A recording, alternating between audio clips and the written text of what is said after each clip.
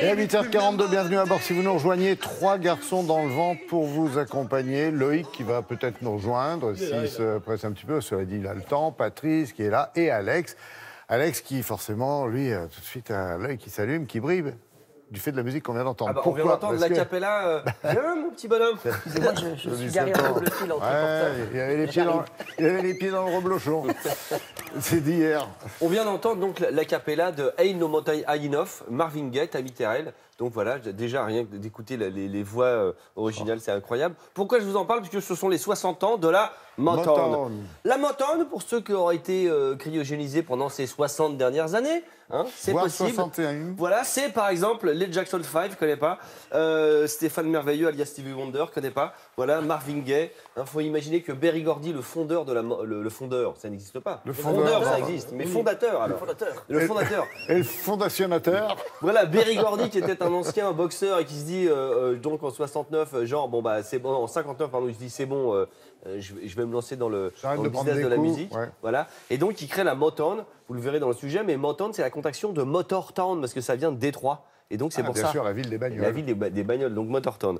Et donc le gars commence à signer des artistes de dingue. Justement, il monte des musiciens, il monte un groupe de musiciens qui s'appelle les Funk Brothers, qui vont être la colonne vertébrale de les Funk Brothers, qui va être la colonne vertébrale de toute la Motown.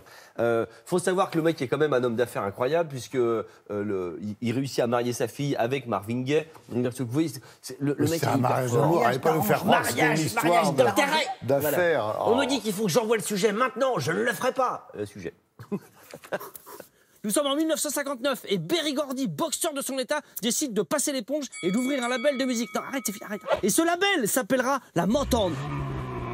Motown, c'est la contraction de Motortown. Vous voyez ce que sont à Détroit, la ville des voitures. Bah oui. Si vous avez été cryogénisé pendant les 40 dernières années, je vous propose un petit pot pourri des meilleurs a cappella de la Motown. On commence par ceci.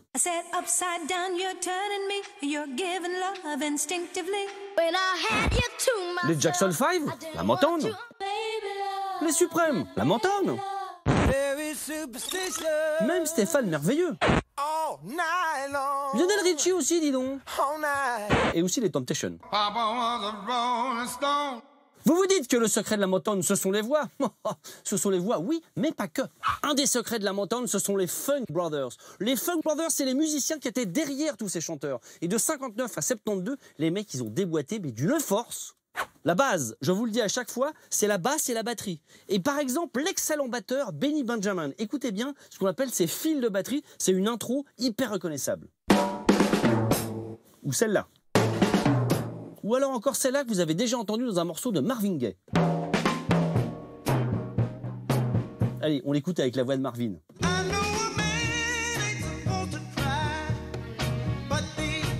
La voix, c'est essentiel, mais les musiciens derrière. Listen, baby. James Jameson à la basse, à la batterie, Benny Benjamin, et attention à la voix, Tammy Terrell et Marvin. Ain't No Mountain High Enough. C'est pas parce qu'on a d'excellents musiciens qu'on n'est pas obligé de se renouveler. C'est français? Non. En 1966, les Suprêmes sortent You Keep Me Hanging On. Vous devez certainement connaître la version de Kim Wilde, évidemment. Vous avez entendu, il y a un petit truc qui fait tit dedans. Écoutez bien. Non? Vous n'entendez pas? Je retire tout, on garde que la guitare. C'est bizarre, on dirait du morse. Eh bien, imaginez que les compositeurs de ce morceau avaient décidé de copier le générique du journal TV aux États-Unis qui commençait avec quoi? Avec ceci. Du morse. Ils se sont dit, on va parler à tout le monde, ça va être dans l'inconscient collectif. Ces gens sont des génies. Si.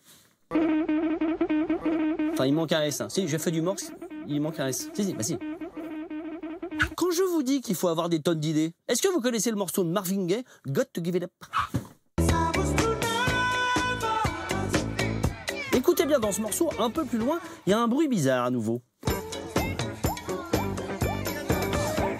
Vous entendez le truc qui fait whip, whip, whip, whip, whip. Vous entendez ou pas? Attendez, je l'ai isolé, on garde juste le son. Ah si, c'est dans le morceau, hein.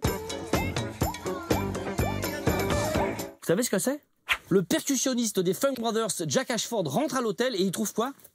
Un morceau de carton. Il le met devant le micro, il fait ça. Et hop, le tour est joué. Attends, c'est génial. Si ça se trouve, ça va cartonner. Il a fait un carton. Les meilleures vannes sont à la fin, hein, toujours. Toujours, hein, ouais, voilà, ouais, voilà. ouais. Là, je peux pas rebondir derrière, c'est tellement bon comme vanne. oui, Qu'est-ce que tu veux C'est le rajouter? bouquet final. Non, faut surtout ne rien rajouter. Rien, rien. Merci. Les 60 ans, il y a donc le coffret qui sort. 60 ans, la Motown. Voilà, c'est-à-dire que vous avez des tubes, puis des tubes, puis des tubes, si Ouais, jamais. mais c'est l'incontournable aujourd'hui.